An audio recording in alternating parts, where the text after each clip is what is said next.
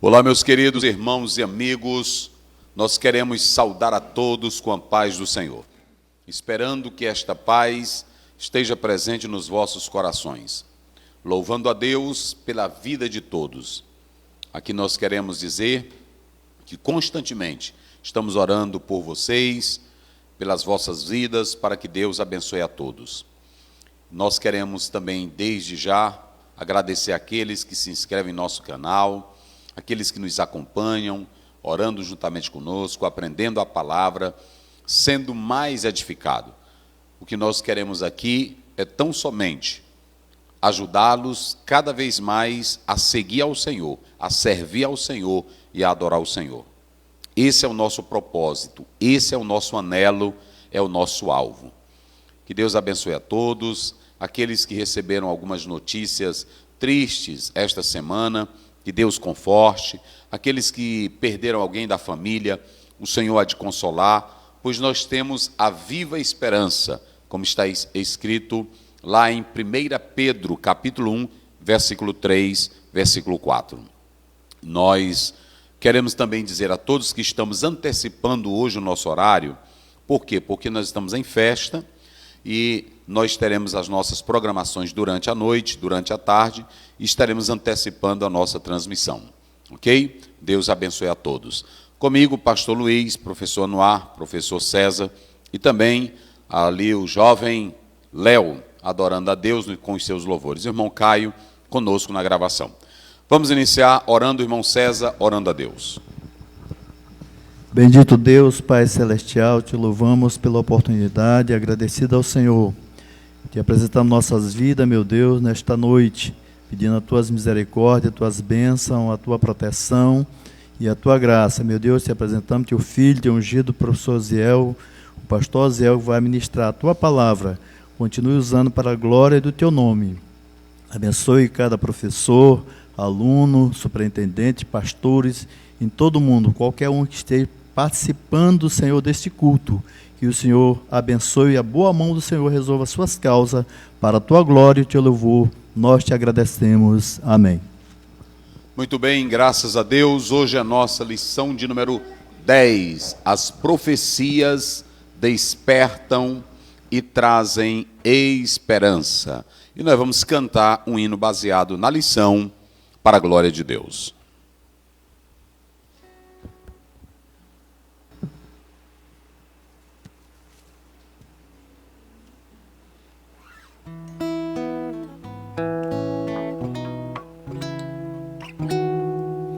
Não perturbeis o coração, porque eu sempre sou fiel.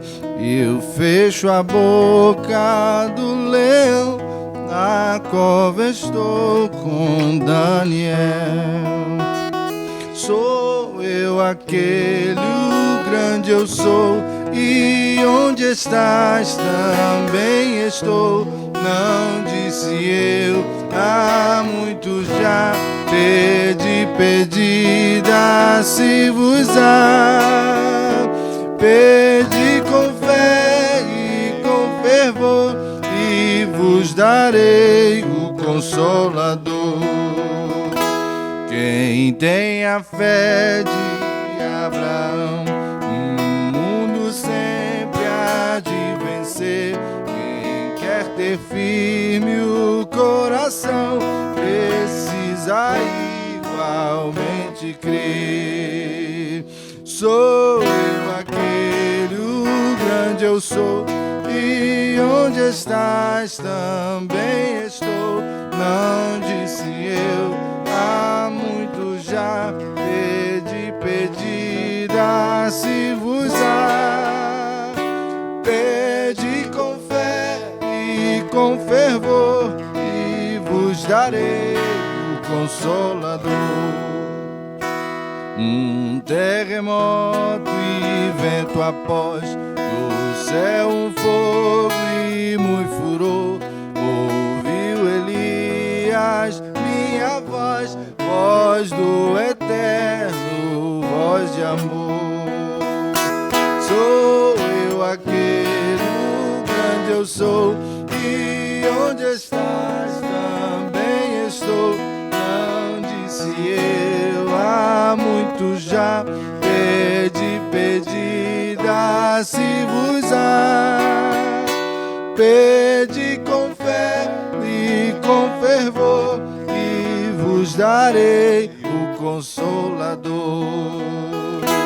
Um certo dia Estevão viu o céu aberto e viu-me a mim apedrejado, sucumbiu, mas foi fiel até o fim. Sou eu aquele, o grande eu sou, e onde estás também estou. Não disse eu há muito já. Pedi, dar-se-vos-á. Pedi com fé e com fervor, e vos darei o Consolador. Firmado em mim, rocha eternal, assim jamais o crente cai. Buscai o dom celestial que vem da casa de meu Pai. Sou eu aquele, o grande eu sou, e onde estás também estou. Não disse eu há muito já. Pedi, dar-se-vos-á. Pedi com com fervor, e vos darei o Consolador. Que mensagem linda, que mensagem maravilhosa, que mensagem gloriosa para as nossas vidas, em nome do Senhor Jesus, né? Graças a Deus, queridos irmãos, nós estaremos estudando, com a graça do Pai Eterno, a lição de número 10, ok? Da nossa Casa Publicadora das Assembleias de Deus. Aqui está a nossa lição, né? E hoje nós chegamos à lição de número 10. As profecias despertam e trazem esperança. Ponto 1, profetas maiores. Ponto 2, profeta menores. Ponto 3, o Apocalipse, ok? A lição do texto está em Jeremias 1, 4, 10. Apocalipse 1, 3, Joel 1 a 3. Pela norma, ou pela ordem, vamos começar com Jeremias. Não é isso? 1 a 4, não é isso? Vamos lá. Palavras de Jeremias, filho de Ilquias, dos sacerdotes que estavam em Anatote, na terra de Benjamim. A ele veio a palavra do Senhor nos dias de Josias, filho de Amon, rei de Judá, no 13º ano do seu reinado. E lhe veio também nos dias de Jeoaquim, filho de Josias, rei de Judá, até ao fim do ano 10º de Zedequias, filho de Josias, rei de Judá, até que Jerusalém foi levada a cativeiro no 5º mês. Assim veio a mim a palavra do Senhor. Pode ir. Dizendo: antes que eu te formasse no ventre, eu te conheci. E antes que saísses da madre, te santifiquei, e às nações te dei por profeta. Então disse eu: ah, Senhor Jeová, eis que não sei falar, porque sou uma criança. Mas o Senhor me disse: não digas, eu sou uma criança, porque aonde quer que eu te enviar, irás, e tudo quanto te mandar, dirás. Não temas diante deles, porque eu sou contigo para te livrar, diz o Senhor. E estendeu o Senhor a mão, tocou-me na boca, e disse-me o Senhor: eis que ponho as minhas palavras na tua boca. Olha, ponho-te neste dia sobre as nações e sobre os reinos, para arrancares e para derribares, para destruíres e para arruinares, e também para edificares e para plantares. Muito bem. Aqui, esse capítulo, por que ele foi escolhido? Porque nós estamos tratando de um profeta, não é isso? E esse profeta é o profeta Jeremias, conhecido como profeta das lágrimas. E é muito importante cada irmão, cada irmã, atentar para essa leitura dessa passagem bíblica. O que é que nós vamos analisar aqui em Jeremias? 4 a 10. A primeira coisa, esse texto ele está chamando, ou ele está tratando sobre o chamado e a vocação de Jeremias, ok? Mas o melhor que eu poderia traduzir, eu poderia colocar como tema desse verso 1 a 10, Deus chama a Jeremias. Tanto ele chama como ele capacita. Isso é muito importante. Deus está chamando um homem, mas esse homem vem com as suas evasivas, ele vem com as suas desculpas, e o Senhor diz, eu estou te chamando, então eu te capacito. Se Deus te chama, e se você tem certeza que é chamado por Ele, não temas. Ele é quem te capacita para fazer a obra. Ok? Isso é muito importante. E a primeira coisa que nós pontuamos é a certeza da escolha divina. Quando um homem de Deus, um profeta, um pastor, um mestre da Bíblia, um doutor, um missionário, ele tem a plena certeza de que foi chamado por Deus, ele não tem dificuldade alguma para aceitar esse chamado e a determinação de Deus para onde ele lhe enviar. Vocês entenderam? Quem tem certeza do chamado divino não teme obstáculos. Quem tem certeza do chamado divino não teme cara feia. Quem tem certeza do chamado divino não teme as opressões e as calúnias. Quem tem certeza do chamado divino não desiste. Quem tem certeza do chamado divino não está atrelado se as coisas estão boas ou ruins. Quem tem certeza do chamado divino, o que arde no seu coração é o Deus que lhe chamou. Isso é muito importante porque nós estamos ouvindo muitos dizerem assim, eu fui chamado, mas diante de tanta luta, de tanta crise, de tanta coisa, eu desisti. Você pode até sentir o impacto, como Moisés sentiu. Moisés não sentiu o impacto, ele sentiu o peso. Nós podemos até sentir o impacto, como Paulo sentiu também. Mas ele desistiu? Não. Em 2 Coríntios 4, 7, até 8, ele diz, combati o bom combate. Então, a primeira coisa que você vai ver aqui nesse texto é que Deus chama e capacita Jeremias. E você pode ver as nuances aqui, os matizes que aparecem nesse capítulo 1, mas em momento algum você vê que parte de Jeremias, tudo parte de Deus. Não é assim? E por que é interessante analisar essa questão aqui? O pastor leu aí, é o verso 5. Como é que diz, pastor? Antes que eu te formasse no ventre, eu te conheci. E antes que saísses da madre, te santifiquei. Sim. E às nações te dei por profeta. 3 verbos. Conheci, santifiquei e dei. Observem bem esses verbos aí, nós podemos até dizer que são sinônimos. Eu te conheci, eu te consagrei e eu te dei como profeta às nações.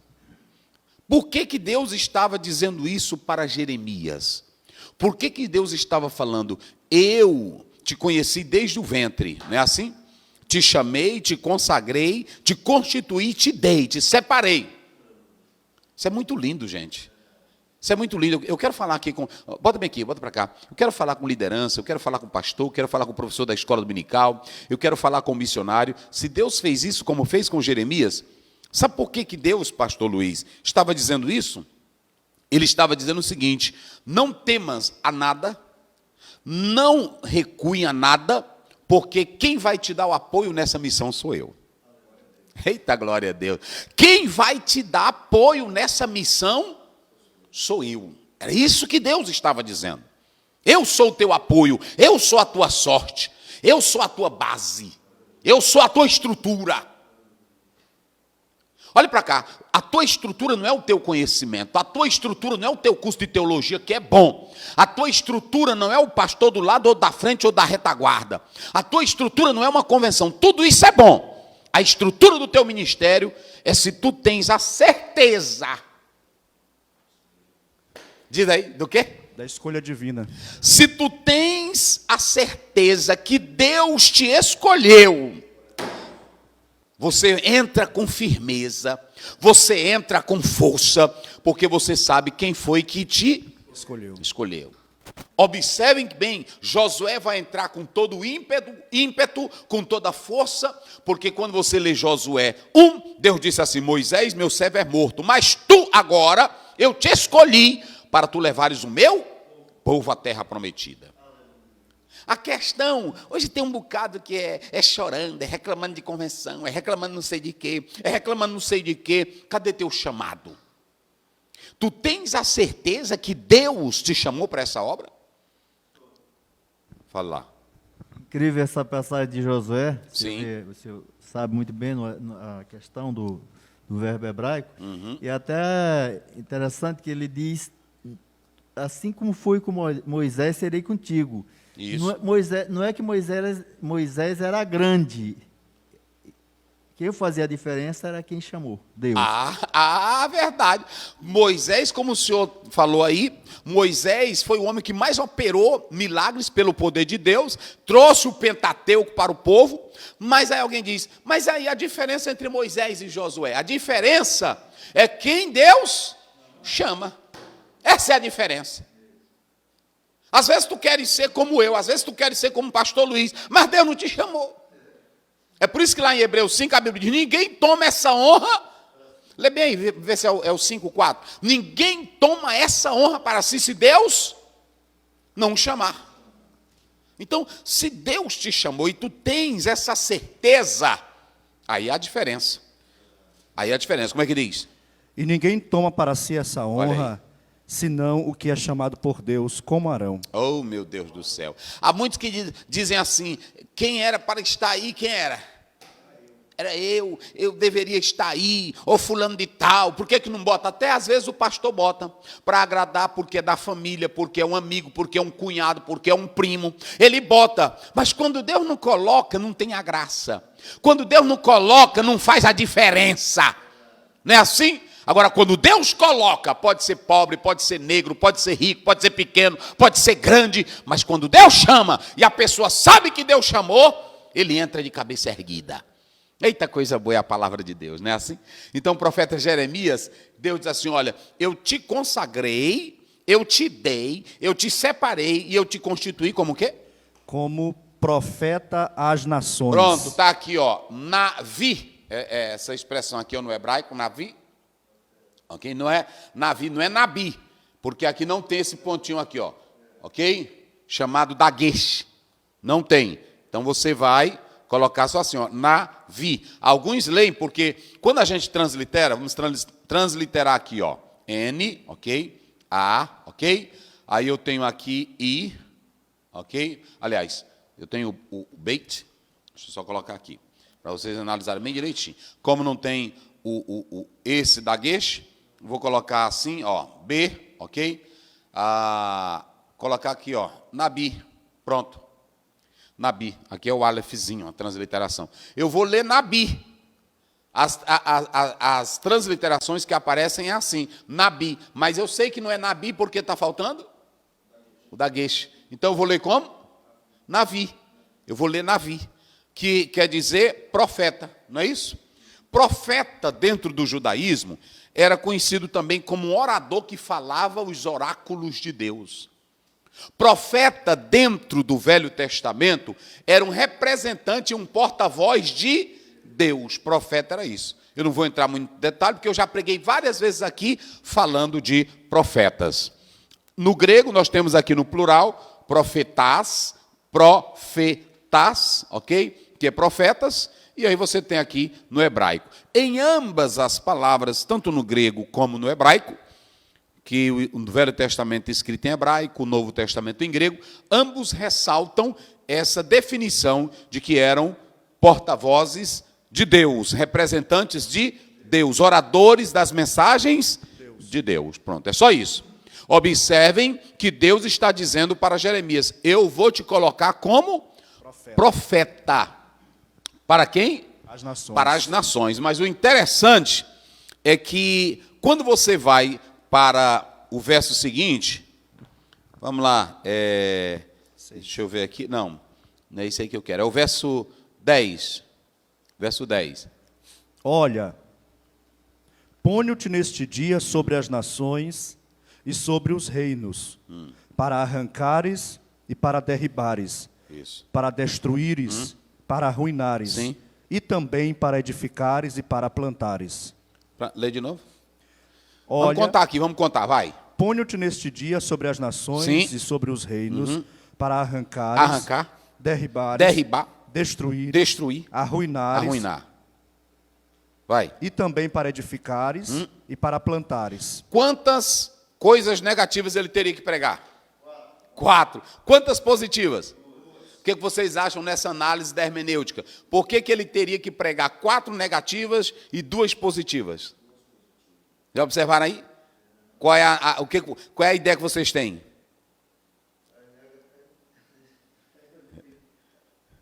Pode dar aí, pode dar. As negativas eu entendo que seja para dar mais ênfase. Era para impactar mais. Porque a situação era... Toda a mensagem do profeta Jeremias seria mais para despertar o povo com a mensagem da destruição. Ele tem 2 no aspecto positivo. Plantar e edificar. Não é assim? Mas 4 na negativa. Entenderam? Ou seja, qual é a ênfase? É que a mensagem dele seria uma mensagem mais conteúdo de destruição. Tudo por causa do pecado. Ok? Então, você tem aqui um homem que tem a certeza divina. Você tem um homem aí que é separado para o ofício profético. Já fizemos a definição. E aí, que tipo de homem Deus usa? Tem 2 coisinhas que Jeremias diz aí. Vamos lá, pastor. A primeira é que ele vai dizer, no verso 6, coloca aí. Ah, Senhor Jeová, eis que não sei falar, Sim. porque sou uma criança. Pronto. 2 deficiências do profeta. Qual é a primeira? Não saber falar, Qual é o outro homem na Bíblia que diz que não sabia falar? Moisés. Moisés. Pronto. Moisés era formado em toda a ciência do Egito. mas ele não tinha Eloquência. ele não tinha eloquência. Esse aqui, ele tem 2 problemas. Ele diz, eu não sei falar, e eu sou o quê? Uma criança. Não é que ele fosse um meninozinho.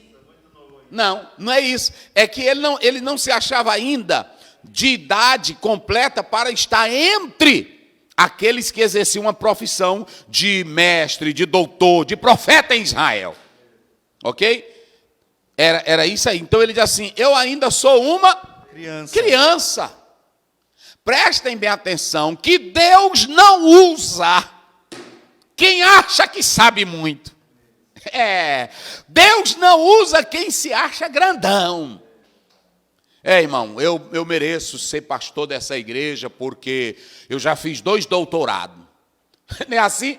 Eu mereço ser pastor porque eu tenho eloquência. Às vezes eu vejo pessoas dizendo assim, olha, você dá certo porque você é um homem muito culto, você é um homem que tem muita eloquência, você prega bem, fala bem. A questão não é essa. A questão é saber se Deus te escolheu. É ou não é? Arão falava melhor do que Moisés? Falava. Arão, ele tinha uma estrutura até de um porte melhor do que Moisés? Tinha, sim. Por que Deus não escolheu ele? Você vai ver no 32 que o Arão era um homem levado pelo povo. Arão não tinha liderança. Quando Deus escolhe é porque ele sabe que tu és capaz para estar ali. É desse jeito. Então, quando eu vejo gente dizendo assim, olha, eu sou capaz, eu tenho curso, eu fiz mestrado, eu fiz doutorado, na obra de Deus não funciona assim. Prestem bem atenção que quando Deus precisa de Moisés, Moisés com toda a ciência e toda a sabedoria, está lá em Atos 7:22, ele diz, Senhor, manda outro. Eu não sei falar. Deus disse, agora tu está no ponto, porque é assim que eu vou te capacitar. Entenderam como é as coisas? Aí quando você vem para Jeremias, era um homem que estava ligado ao lado profético, era um homem que tinha uma certa estrutura, mas ele diz, Senhor, eu não passo de uma Criança. e eu não sei Falar. E eu não sei falar. Deus disse, é assim que eu te quero, porque quem vai botar a palavra na tua boca, eita glória a Deus, sou eu. Entendeu? Observe aí verso 7, como é que diz? Vai. Mas o Senhor me disse, não digas eu sou uma criança. Isso. Porque aonde quer que eu te enviar, Sim. irás. Isso. E tudo quanto te mandar dirás. Pronto. Ele diz, quem vai colocar, não é assim, a palavra na tua boca, é o 9, vai, bota aí. E estendeu o Senhor a mão, tocou-me na boca e disse-me o Senhor: eis que ponho as minhas palavras na tua boca. Às vezes, tu está filmando direito? Bota bem aqui que eu vou dizer uma verdade, bem aqui. Bota para cá, bota para cá. Às vezes, o pregador, o teólogo, ele lê um livro, ele lê a hermenêutica, ele lê a exegese, ele faz um apanhado, ele anota tudo. Aí ele diz assim, hoje eu vou impressionar. Eu peguei muitos dados, eu consultei muitas fontes bibliográficas, eu analisei tudo. E quando tu chega lá, é o dia que tu mais prega ruim. É assim ou não é? É o dia que tu fala e o povo parece que não está escutando nada. Porque é tu achando que tem palavra para o povo. E na obra de Deus, quando Deus te chama, não é tu que bota a palavra na boca. É Deus que tem que colocar a palavra. Sabe por que tem muitos púlpitos hoje vazios, secos, frios? Porque os homens estão pregando apenas palavras de suas mentes e bocas. O caso de Jeremias, Deus diz, eu é quem vou colocar a palavra na tua boca. É assim. Antes de subir no púlpito, preparou a mensagem, estudou, que isso não atrapalha a espiritualidade. Estudou, pesquisou, Senhor, eu fiz a minha parte. Eu vou subir para aquele púlpito, mas a prioridade é a tua palavra. Coloca a tua palavra na minha boca, que eu não diga apenas coisas de mim mesmo, mas da tua palavra. Ezequiel 3:3. Rapidinho, meu filho. Rapidinho, vamos lá. Eita, coisa boa. Aí vai se alegrando. Viu? 3:2, vai. 3:2. Então abri a minha boca. Abri a minha boca. E me deu a comer o rolo. Eita, vai. E disse-me, filho do homem, dá de comer ao teu ventre e enche as tuas entranhas deste rolo que eu te dei. Então o comi e era na minha boca doce como mel. Isso. Olha para cá. Ezequiel não ia para Israel no período do cativeiro, ele não ia com palavra dele. Deus disse assim, come a minha palavra. Enche o teu ventre, teu corpo, teu sangue, tua mente, teu coração da minha palavra. E depois tu entrega para o povo. Esse homem aí, ele teve que ficar mudo primeiro, para Deus encher ele de Bíblia, depois que enchesse da palavra profética, era que ele ia trabalhar com o povo. Não pense em trabalhar com o povo com palavrinha tua. Tem irmão que fica procurando, eu vou dizer, deu mesmo aqui. Tu está filmando direito? Eu, quando comecei a pregar, eu peguei aquele mini dicionário da Aurélio, e aí não tinha um pequenininho? Eu li aquilo tudo, eu comia, eu decorava. Eu pregava só palavras difíceis. Entendeu? Aí pronto, aí as irmãzinhas, eita, mas esse homem só fala difícil. Aí as moças, quando eu ia saindo, oi, mas esse pregador, como eu queria, a gente para ouvir esse homem tem que estar com um dicionário na mão. Mas só era isso. Porque isso não é palavra de Deus, isso é Aurélio. É ou não é? Nesta noite ínclita, eu quero saudar essa pleiade, não é assim? Do povo de Deus, que eu me sinto verdadeiramente aqui eufórico, né? Eu me sinto abundantemente faustoso. Aí os irmãozinhos ficam, meu Deus, o que é, irmã? Isso aí é o Faustão, é que ele está falando? Me diz aí se não é assim? Aí eu me sinto faustoso e eu quero nessa oportunidade pedir que vocês abram a missiva de Paulo. Missiva, né? A irmã missiva, irmão, que é missiva, né? É missiva água, será se é? Não é assim? A missiva, rapaz, mas tem coisa, não é assim? E eu quero dizer que nessa oportunidade, a perícope que nós escolhemos de modo seleto para dirigir-vos, né? Dirigir-vos, eu sei tudinho como é. Dirigir-vos a todos. Aliás, eu quero me dirigir, eu esqueci de cumprimentar ao anfitrião esta noite, desta catedral que está aqui. Aí, não é profeta, não. Tu quer ser orador. Profeta tem compromisso com a voz de... Profeta tem compromisso com a palavra. Eu quero ver um homem que é cheio de Bíblia, cheio da palavra. Quando ele vai para frente do povo, ele não vai levar a palavrinha dele, ele não vai levar citaçãozinha de filósofo, ele vai levar para o povo, é a Bíblia, a palavra que salva. Quem ouve a minha palavra e crê naquele, tem a vida. O que salva o povo é a palavra. Por isso que Paulo diz em 2 Timóteo 4, prega a palavra a tempo e afora. É assim. Deixa de lenga-lenga. Deixa de enrolar. É assim, pronto. Que tipo de homem Deus usa? Aquele que não se acha grande. Que tipo de homem Deus usa? Aquele que se acha uma criancinha, que quer aprender mais, não é assim? É, criancinha que quer aprender do papai. Quem é que Deus usa? Aquele que acha que não sabe nada. Nossos púlpitos, vai para cá, está filmando direito? Nossos púlpitos e igrejas estão cheios de grandalhões, só bichão, não é assim? Que na hora que você começa a pregar, aí eles começam, não é olhar a Bíblia não, eles já começam a ver se você está errando, eles já começam a ver para pesquisar. Irmão, eu sinceramente, eu não sei porque ainda Deus não matou tudo, é porque Ele é misericordioso, não é assim? Pronto, um bocado só sei, sai, vai para a rua, vai para o mato pregar o evangelho, vai para os becos, vai para os cabarés, vai para onde mais? Vai para boca de fumo, vai para o hospital, vai pregar a Bíblia, rapaz. É assim. Pronto, esse aqui, ele era tímido. Ele disse, eu não passo de uma criança. E eu não sei falar. Aí ele estava dizendo o seguinte, Senhor, tu sabe que no meio dessa gente aí é só bichão grandão, da cara feia. Só peixe grande. É só peixe grande. É só gente da alta. É só gente que tem muita Torá. Tradição. Era ou não era? Como é que eu vou ficar no meio desse bichão? Às vezes a gente entra em reunião por aí, que a gente fica até com medo de falar com certos pastores, só bichão, não é assim? A gente até vai falando, Pai do Senhor, meu irmão. A gente chega humildezinho, né? Pai do Senhor, irmão. Ele diz, Pai do Senhor, o que o irmão quer? Eu já vi demais, já enfrentei isso demais. O que o irmão deseja? Não, pastor, eu já tive atrás. Que eu vou atrás, eu vejo a pessoa. Aí eu vou atrás, ele sai. E olha para cá. Tu está filmando bem direitinho. Esses que são assim, são os que mais não sabem de nada. Porque os homens mais sábios que hoje eu considero no Brasil são os mais humildes. Olha, aquele Russell Shedd, parava para falar com todo mundo. Não era assim? Ele estava aqui em São Luís, qualquer rapazinho encostava pertinho dele para falar as coisas. O Saião do mesmo jeito. Luiz Saião veio dar aqui uma palestra, não é assim? Do mesmo jeito. Aquele outro cientista que teve aqui, o Adalto Lourenço. Adalto Lourenço, eu estava na rádio, e aí eu estava lá numa rádio, eu não conhecia ele ainda, eu estava na FM, Léo. Aí eu estava lá conversando com uma pessoa, aí eu encostei perto dele, né?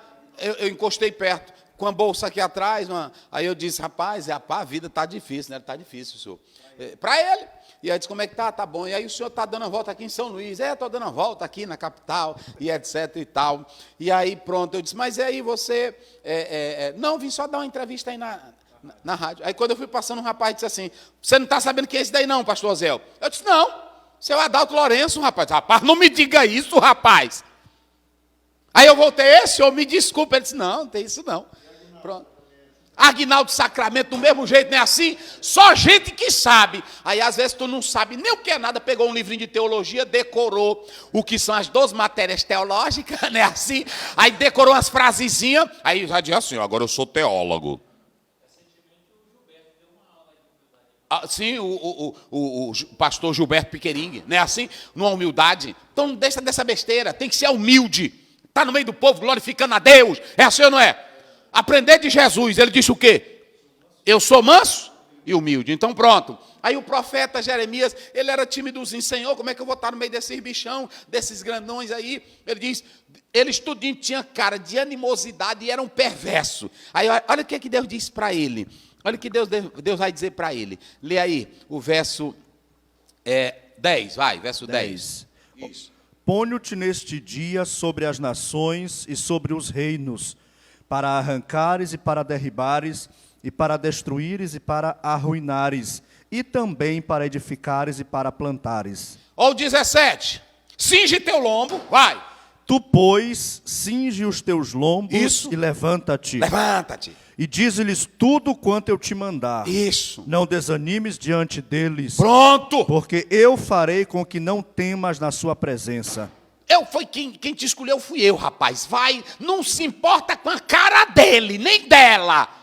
São todos pecadores, tão bonitões daquele jeito, andando com quipá, andando com roupona bonita, mas todos são pecadores. Diante deles, eu vou te sustentar. Dá o meu recado. Pronto. Deus ia tratar essa timidez dele. Deus é quem capacita Jeremias, e aí a mensagem dele eu já falei. Tinha quantos pontos negativos? 4. E quantos positivos? 2. Pronto, é assim que o homem de Deus prega. Tem irmão que a mensagem dele é só de ponto positivo. Não é assim? É só aguinha com açúcar, é a garapa. Tempera a garapa. É assim. Mensagem tem que ter a garapa, mas mensagem também tem que ter o fel. O amargo. Depois você vai ver João e você vai ver o Ezequiel. Dentro do meu estômago, porque a palavra é doce, mas quando tu começa a falar a verdade, ela tanto salva como ela condena. É assim. Ok? Vamos lá agora pela lição. Agora é o texto de Joel. O que acontece em Joel? O profeta Joel, esse aqui, ele tem também 2 pontos positivos na mensagem. Primeiro, ele entrega a mensagem de Deus. Como é que diz lá? Joel 1, vai. Palavra do Senhor que foi dirigida a Joel. Para aí, como é que diz? Palavra do Senhor. Palavra do Senhor. Do Senhor, que foi dirigida a quem? A Joel. Eu te pergunto, Joel tinha palavra? Não. Joel inventou profecia? Não. Joel inventou uma mensagem? Não. Joel inventou um sonho? Não. Joel inventou um quadro? Não. O que diz aí? Palavra do Senhor. Tudo que Joel ia entregar era a palavra do Senhor. Nada inventado dele. Rapaz, eu fico pensando, tem irmão que vai para o púlpito e fica inventando mensagem. Tem deles que tem uma moda. Eu não vou mais pregar, não. Deus me disse que não é para mim pregar. Onde foi que Deus te disse que não é para tu pregar? Se lá em Marcos 16, 15, ele disse, ide por todo e pregai o meu, onde é que eu vou nessa? Eu agora vou parar de pregar. O que Deus vai fazer aqui é grande. O que é maior do que o poder da palavra? A palavra cura, a palavra liberta, a palavra sara, a palavra transforma, a palavra gera alegria, a palavra dá poder, a palavra renova, a palavra é luz, a palavra é guia. Eu não vou mais pregar. Problema teu. A Bíblia está todo tempo aí para ser pregada. Joel, ele não tem mensagem dele, da mente dele, ele tem a mensagem de Deus. E qual era a mensagem dele? O povo todinho, irmão, estava em pecado. E ele pegou um acontecimento da praga dos gafanhotos, né, assim, que causou uma crise econômica tremenda, gerou uma bancarrota econômica desgraçada, que não tinha oferta para libações, não tinha oferta de manjares, a noiva estava triste, alguns noivos morreram, não tinha como o sacerdote cultuar, porque faltou toda a economia. Aí ele entra, vocês estão pensando que aí foi pesado? Pesado é a ira de Deus, que ainda há de vir sobre por causa dos vossos pecados. É assim que era o profeta, ok? Vamos lá. Então, ele traz uma mensagem de alerta. Pronto. E aí você vem para Apocalipse, que é o último livro da lição, que também é um livro de caráter profético. Quando você lê o Apocalipse, 3 coisas você vê.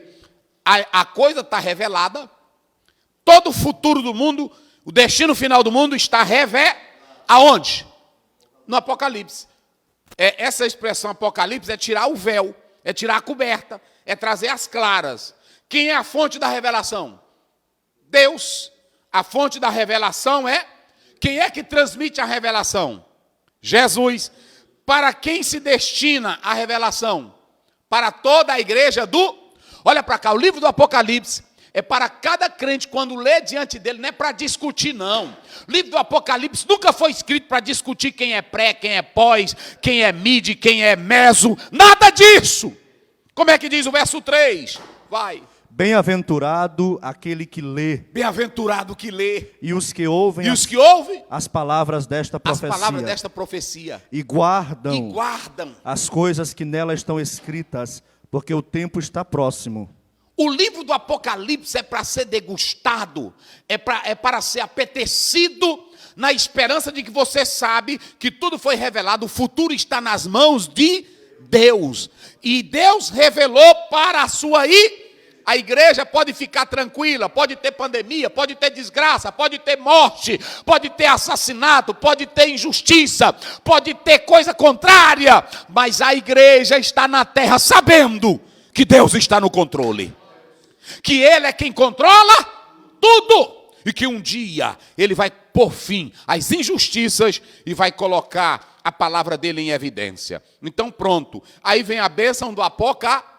O Apocalipse é o testemunho de Jesus Cristo. Ele se aparece como uma testemunha fiel. Ele tanto sabe de tudo, como ele fala tudo que é verdadeiro. Ele é a primícia dentre os mortos, ele é o primogênito, ele é o primeiro que ressuscitou para nunca mais morrer.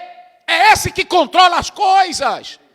Então, quando tu leres Apocalipse, tu não vai ler um livro para ficar, mas quem são os 4 anjos? Quem são os querubins? Quem são os serafins? Quem são os 144 mil? Para onde é que eu vou? Nada disso altera a tua fé. Sabe o que você tem que saber? Eu estou lendo, às vezes não compreendo, mas o mundo e o destino final está nas mãos de quem? Bem-aventurado o que lê. Bem-aventurado o que? Ouve. E o que? Guarda. Por que esse livro tem uma bem-aventurança? Porque esse livro, o conteúdo dele, são os testemunhos de Jesus. Cristo. E ele entregou para João entregar a sua igreja. Não entregou para debate. Ele entregou para entregar a sua igreja. Aí fica um bocado de teólogo aí, debatendo o que quiser. Mas o livro do Apocalipse é para gerar gozo, alegria, para que cada crente saiba que o mundo está no controle de Deus. Pronto. 3 textos já foi analisado aí? Então vamos lá agora. Primeiro, profetas maiores. Eu vou correr aqui bem rápido. Nós temos quantos profetas maiores? 4 ou 5? Nós temos quantos profetas maiores? 5. Por que eles são maiores? É porque eles eram mais crentes? É porque eles tinham mais poder? É porque eles sabiam mais? Não, é porque o conteúdo deles era maior do que os profetas menores. Outra coisa, esses profetas maiores tiveram um ministério mais longos, ok? Eram homens de vidas consagradas, e aí nós temos os profetas maiores. Vamos lá, os profetas maiores. Não, Isaías, Jeremias, Lamentações, Ezequiel e Daniel. Pronto. Esses são os 5 profetas maiores. Prestem bem atenção. Isaías é um profeta que vai atuar falando, nesse tempo o Império Babilônico, ele estava implementando suas mudanças, seu poder, era a época que ele estava crescendo. Aí quem é que aparece em cena? O profeta Isaías. Ele começa a profetizar que o povo vai para o cativeiro, ele começa a profetizar as maldições por causa da rebeldia de Judá, não é assim? Mas ele também tem uma mensagem de esperança. Qual é a mensagem de esperança? Da virgem nasceria o Messias, e esse Messias haveria de morrer e ressuscitar pelos nossos pecados. Esse homem, ele foi o primeiro a profetizar que 700 anos antes, ele falou da vinda do Messias, ok? Então você tem, qual é o outro profeta? Jeremias. Jeremias, se você ler o capítulo 25, ele fala do decreto de Ciro, e também esse Jeremias, ele traz uma mensagem de destruição, de condenação, por causa do pecado do povo, ok? Depois você tem os 5 lamentos no livro de Lamentações, do profeta, por causa da situação catastrófica, né?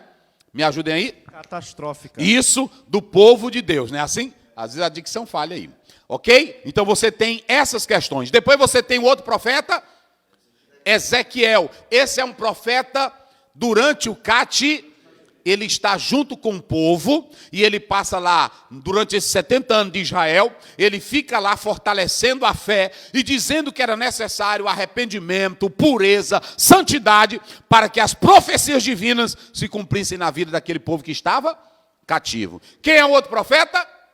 Daniel, também era um profeta do exílio, só que ele não fica com o povo, ele fica no palácio, e ele se torna primeiro ministro. Ele é um homem importante, e ele também vai orar para saber como é que Deus vai conduzir o curso da história e das profecias atinentes a quem?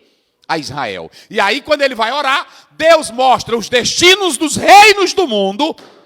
Daniel capítulo 2, ele mostra o destino do reino do mundo, e também mostra que virá um reino futuro, quando o Senhor Jesus há de reinar para todo sempre. Então você vê aqui que esses profetas, eles tinham 2 características. Eles tinham uma mensagem de convocação para o arrependimento, de sentença, mas eles também tinham uma mensagem escatológica, futura, para o povo de Deus, de restauração, ok? Esses são quantos profetas?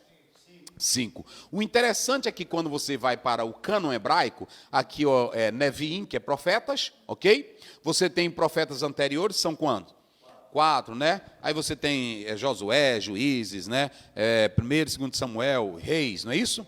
Que fica em 4. Aí você vem para os profetas posteriores, que também fica em 4, né? Ok? Que aí você pode observar isso aí, os profetas posteriores. Mas aí nas nossas colocações nós temos os profetas maiores, 5, e nós temos os profetas menores, ok? Como estamos colocando aqui. Nós vamos já falar deles aqui, mas só para vocês terem uma ideia.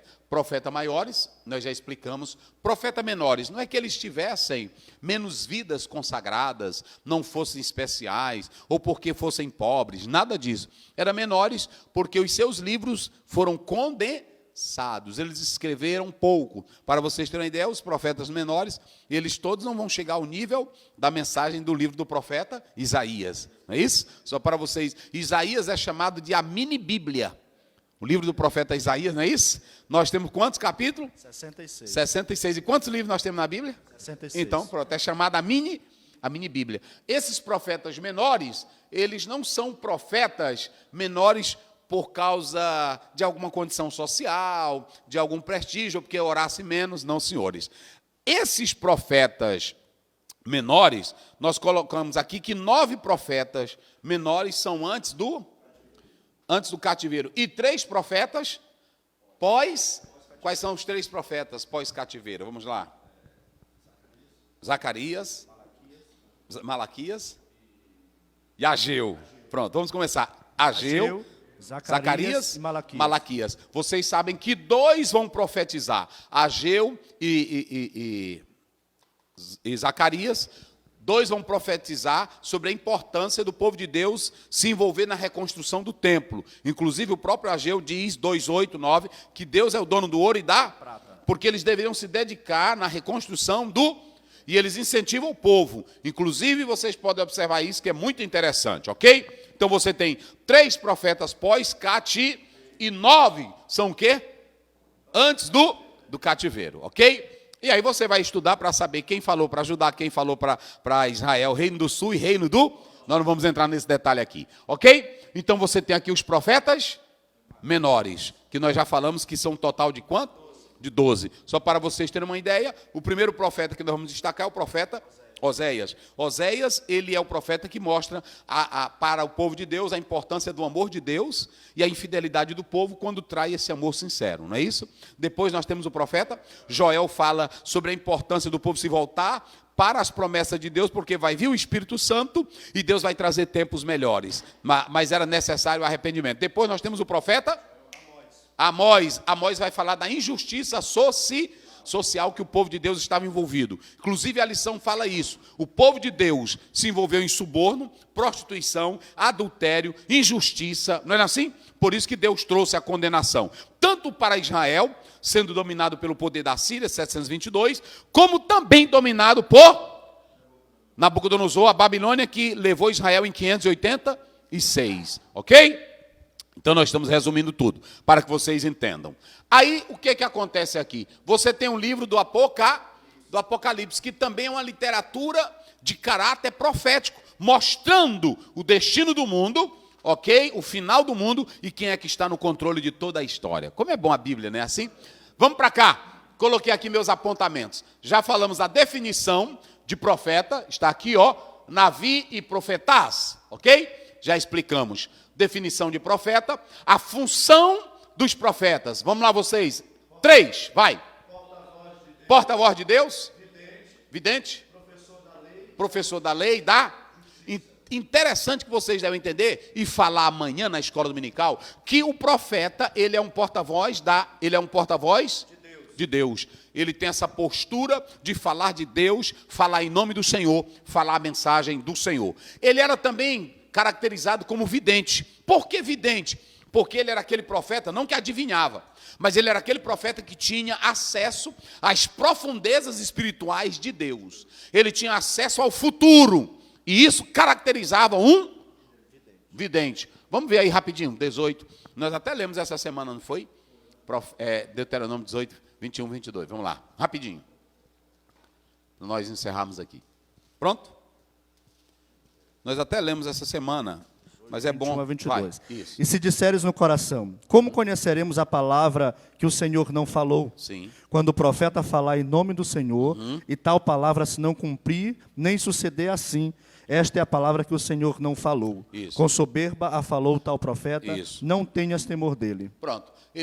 O que caracterizava ele é quando ele falava sobre o futuro, e quando se cumprisse, era sinal de que ele era um profeta de Deus. Mas ele era essa característica. Outra característica é que ele era um professor da lei Quem trabalhava nisso era o sacerdote, entendeu? Era o sacerdote. Só que, nessa perspectiva, os mestres, os sacerdotes, também trabalhavam. Só que quando o sacerdote se corrompia, quando o sacerdote não cumpria com a palavra de Deus, como você vai ver Levítico 10, 11, vê aí rapidinho, e Ezequiel 22, 26, tudo ficava corrompido, o sacerdócio corrompido, os mestres judeus corrompidos. Quem era que entrava em cena? Os profetas. Os profetas, eles entravam em cena com uma voz enérgica, eles eram chamados de homens emergenciais. Deus tem seus homens emergenciais. Verdade, para situações. Quando toda pleiade, né? Estou usando mas quando todo colegiado, quando todo grupo está em pecado, quem é que Deus vai levantar? Porque às vezes o grupo está dizendo assim: nós somos o colegiado de pastores, nós somos os guardiões da lei. Mas quando os guardiões não prestam, quando a liderança não presta, Deus faz o quê? Levanta outro. Ele levanta quem ele quer. É assim que Deus faz. Porque às vezes tem colegiado que se torna grande, tem liderança que se torna grande, e aí ela está toda em pecado. Aí Deus levanta. Eita, Deus poderoso. Obrigado, Pai.